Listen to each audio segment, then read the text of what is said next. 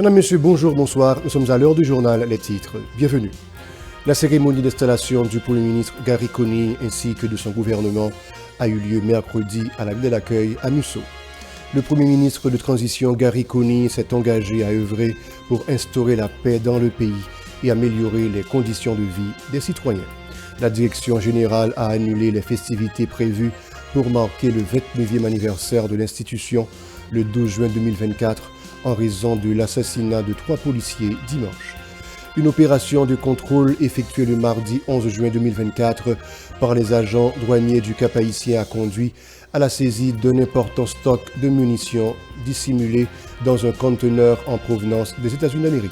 Selon l'OIM, la migration interne a augmenté de 60% entre mars et début juin, faisant passer le nombre de déplacés de 362 000 à plus de 578 000. Les enquêteurs de l'unité de lutte contre la corruption ULCC ont interrogé mardi l'ancien ministre de la Planification Aviol Fleuran pour suspicion de corruption en raison d'une augmentation vertigineuse de ses biens durant son mandat. Voilà, restez avec nous pour le développement. De retour, Madame, Monsieur, le Conseil présidentiel de transition CPT a procédé ce mercredi 12 juin à la cérémonie d'installation du Premier ministre Gary Conille et à l'investiture des membres de son gouvernement. À cette occasion, le coordonnateur du CPT, Edgar Leblanc-Fils, a rappelé aux nouveaux locataires de la primature et à son cabinet ministériel leur mission, travailler conjointement avec le CPT pour juguler la crise multidimensionnelle qui sévit dans le pays. Il a souligné que les principales priorités du nouveau gouvernement sont le rétablissement de la sécurité, la relance des activités économiques et sociales, ainsi que le réveil de la conscience citoyenne et la remobilisation des énergies nécessaires à l'organisation d'élections libres, démocratiques et crédibles, dont les résultats seront acceptés par tous. Écoutons cette déclaration au micro de Shiloh Semixan et Franz Michael Stevens. J'éprouve un réel plaisir à procéder ce matin, au nom du Conseil présidentiel de transition, à l'installation, à l'investiture du gouvernement, dirigé par le Premier ministre Gary Conille, conformément à l'accord du 3 avril 2024. La mission de ce gouvernement est de travailler conjointement avec le Conseil présidentiel à juguler pleinement la crise multidimensionnelle, c'est-à-dire la crise politique, sécuritaire, humanitaire qui s'est aggravée depuis l'assassinat du président de la République le 7 juillet 2021. Monsieur le Premier ministre, il revient à votre gouvernement de rétablir la sécurité, relancer les activités économiques et sociales dans ce pays ravagé par la violence des gangs armés, réveiller les consciences et mobiliser toutes les énergies afin d'ouvrir la voie à l'organisation d'élections libres, démocratiques, crédibles, transparentes, dont les résultats seront acceptés par tous. Plus loin, le coordinateur du CPT a invité les membres du gouvernement à se montrer à la hauteur de la lourde tâche qui les attend afin de combler les attentes de la population. Il estime que l'expérience internationale du Premier ministre est un gage de réussite dans le domaine de la gouvernance pour le bien-être de la population haïtienne. Écoutons. Notre pays. Votre expérience, notamment à l'international, Monsieur le Premier ministre, est un gage de réussite dans ce domaine pour le plus grand bien de la patrie commune. Mesdames, Messieurs les ministres, le Conseil présidentiel de transition et le gouvernement ont une mission délicate et historique à accomplir. Nous devons réussir pour faire renaître l'espoir en l'avenir du pays. Nous devons nous mettre à la hauteur de cette difficile tâche pour combler les attentes d'une population qui a tant souffert dans sa chair, dans ses biens, dans son esprit et dans sa dignité. La population attend des résultats tangibles et elle nous demandera des comptes.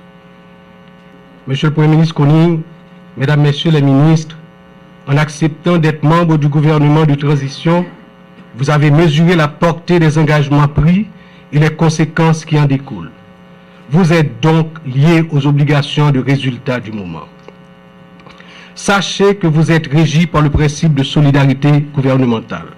Ainsi, la cohésion, la transparence, votre capacité de travailler en équipe guideront-elles vos actions et vous permettront d'atteindre les objectifs fixés dans la feuille de route. Mettez-vous au travail. Mettons-nous au travail. On travaille ensemble. De son côté, le Premier ministre Gary Coney déplore l'impact de la violence et de l'insécurité sur la population haïtienne et réaffirme son engagement ainsi que celui de son cabinet ministériel à travailler pour améliorer les conditions de vie des Haïtiens qui vivent dans la misère et la pauvreté. Il se dit conscient des difficultés et des défis auxquels son gouvernement devra faire face, mais se déclare prêt à transformer ces défis en opportunités pour reconstruire le pays sur des bases solides et équitables. Ces propos.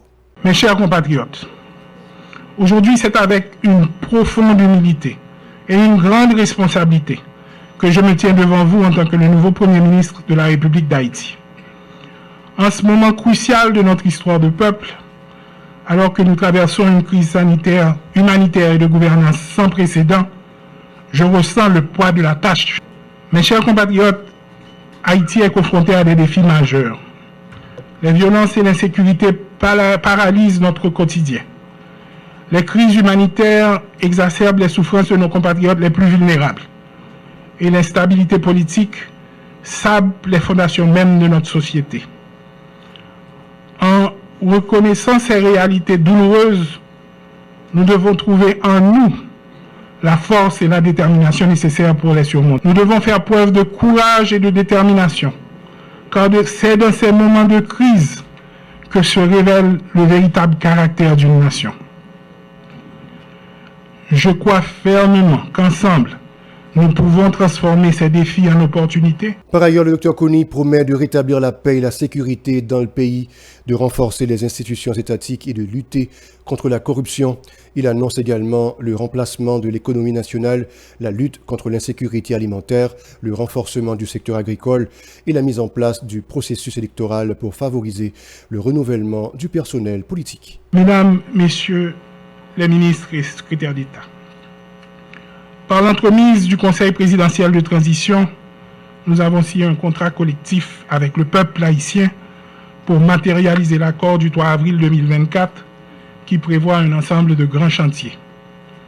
La sécurité publique et nationale, le redressement économique, la réhabilitation des infrastructures, la sécurité alimentaire et sanitaire, la conférence nationale et la question constitutionnelle, l'état de droit et la justice, ainsi que les élections pour le renouvellement du personnel politique.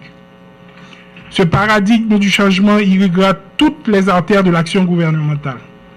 Il inspirera et illustrera notre posture et tous les actes que nous serons appelés à poser à la tête du gouvernement. Je vous demande donc, mesdames, messieurs les ministres, de participer vaillamment à cet effort commun pour promouvoir et alimenter cette culture du changement dans les sphères d'activité relevant de vos compétences respectives. Le 2 juillet 2024 marque le 29e anniversaire de la police nationale d'Haïti. En raison de l'assassinat de 3 policiers affectés au corps spécialisé de l'UTAG, dimanche, la direction générale de l'institution a annulé les festivités de commémoration. Dans une note rendue publique, elle a exhorté les agents de police à méditer autour du thème « Honorer le sacrifice et le dévouement pour mieux protéger ». Pour marquer le 20e anniversaire de la PNH, le syndicat de la police nationale d'Haïti, SPNH 17, a organisé une activité visant à rendre hommage aux policiers qui ont perdu la vie au cours de ces 29 années d'existence de l'institution. L'un des responsables, Gary Jean-Baptiste, a exprimé ses sympathies aux familles et proches des policiers. Écoutons-le au micro de Véron Arnaud et de Max Rouni Orissin. Bel projet ça, en 1995, qui était fonds police, qui était un signal que nous allons fonctionner dans une société normale. Mais projet ça, il va le bâcler avec politique, nous songer. 12 mars 2021. 12 mars 2021, policiers ont mouru dans le village de Dieu. C'est une grosse catastrophe, bonne nouvelle, tout le monde te connaît. Mais pour l'autorité, nous, ce n'est pas tant. Bon, 5 policiers mourent, ils ont payé l'argent, ils ont pris blindé.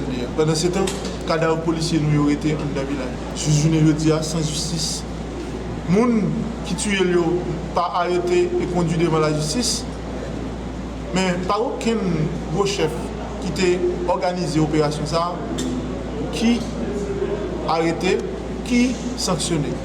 Au contraire, il y a une promotion. Mais nous te disons dans l'SPNH 17, si pas rien fait pour 12 mars 2021, si le village de Dieu passé, Jean le passé, a gagné un peu de problème. La police a continué à compter cadavres. Nous pas de prophètes de malheur, mais nous connaissons les axes à passer. Si exemple pas tracé, nous continuons dans le problème. Nous venons métivier dans Pétionville, nous venons la boule, nous pas qu'à oublier les policiers saviers. 6 policiers, nous voyons photo. 6 policiers mourus, chiens mangés. Une opération de contrôle effectuée le mardi 11 juin 2024 par les agents douaniers du Cap-Haïtien a conduit à la saisie d'un important stock de munitions dissimulées dans un conteneur en provenance des USA. L'inspection minutieuse du conteneur a révélé la présence de 10 chargeurs de calibre 9 mm ainsi que 157 cartouches de divers calibres, 100 de calibre 9 mm, 50 de calibre 38 et 7 de calibre 12. Cette découverte témoigne de la vigilance accrue des agents douaniers face aux tentatives de contrebande d'armes et de munitions sur le territoire national. Des déplacés de Carrefourfeuille hébergés à l'École nationale d'Argentine Bellegarde continuent de se plaindre de leur situation difficile. Ils ont exprimé leur désarroi face au manque d'assistance recrue après avoir été chassés de leur domicile par des bandits. Suivant leur réaction au micro de Yasmine Sanon et de Marie-Carmel Auguste. Bon, qui ça n'a pas de l'État? Pour l'État, nous sécurité, nous tourner la caille parce que nous ne pouvons pas vivre les conditions ça encore. Nous ne pouvons pas manger bien, nous ne pouvons pas vivre bien. Le gouvernement qui fait monter là, m'a demandé pour voyager sur nous qui n'a qu'un eau. Et pour l'État, prend ça en charge. Visiter le site nous d'aller, surtout pour nous même ici en Argentine Bellegarde. Et comme si nous va exister. Bon, nouveau gouvernement là, nous avons attendre de lui. Nous avons attendu mon sécurité pour tout le monde là. Ça qui est d'après moi, même si je suis la mettre dehors, c'est comme si je peux me aller parce que je ne peux pas me bouler. Avec le monde qui ne pas bouler, je ne connais pas si l'État monte à mettre en sécurité. Tout le monde a joué une possibilité à la caille. Ça ne pas bouler. Nous voulons tirer dans la rue. Nous voulons sauter dans la rue. Pour les gens qui ont des cailles, pour récupérer les cailles, pour sauter dans la rue, pour jouer dans côté, pour faire de l'air. Nous avons demandé pour l'État lever comme pour moi venir visiter nous ici en Argentine Bellegarde parce que nous subissons en pile, nous besoin d'aide tel que pour vivre là. Nous besoin parler ça nous fait les choses là, nous besoin pour nous-mêmes ici en Argentine Bellegarde, c'est pour l'État passer visiter nous, c'est pour tout ça l'État fait faut que c'est lui-même qui vous présente pour nous parce que si le comité a joué nous, quand nous sommes victimes, nous avons subi, nous pas joué. Il lance un appel auprès du gouvernement Gariconi et lui demandant du soutien afin de les permettre de retourner chez eux. Suivez. C'est le cas fait. Mais depuis là, nous venons là, c'est comme si nous ne pouvions pas vivre. Nous avons gardé les gens qui étaient à l'aise là, car nous avons la gardé. Dans ces conditions à vivre. Parce que les conditions ça à vivre là, nous ne pouvons pas vivre dans les conditions. Ça a été bête à vivre là. Nous avons gardé les gens qui étaient à l'aise là, car nous avons la pour vivre ici. Nous avons 4 mois à vivre, nous ne pouvons pas vivre bien. Nous ne pouvons pas manger bien, nous ne pouvons pas dormir bien. Pinaise qui filme manger. Si nous ne pouvons pas manger bien, nous ne pouvons pas dormir bien et puis pinaise à manger tout. Nous-mêmes, nous là, nous avons 10 mois dans la rue, à mon comité ça. Ils ne vont pas faire nous bien. Que pour faire nous bien, mal ils fait nous. Ils battent nous, ils disent nous ça va pas de dire nous. Ils portent un bagage pour nous là, ils prennent et madame yo. Pendant ici là, ils portent un grand diri ba nous, ils pas ba nous. Ça ils portent ba nous, ils pas ba nous. Nous avons 10 mois là, ils portent un green laine ba nous, sinon ils pas ba nous. Nous on dans site, nous avons combien de monde. Même besoin pour nous faire payer pour nos pays. Qui devrait donner parce que acheter ou faire nous acheter. Nous habitons à Carrefourfeuille. On se met dans les cailles pour tout ça. Premier côté de la pour une lycée Carrefourfeuille. Et Carrefourfeuille là, ils ont écrit encore, nous venons atterrir dans le lycée Jean-Jacques.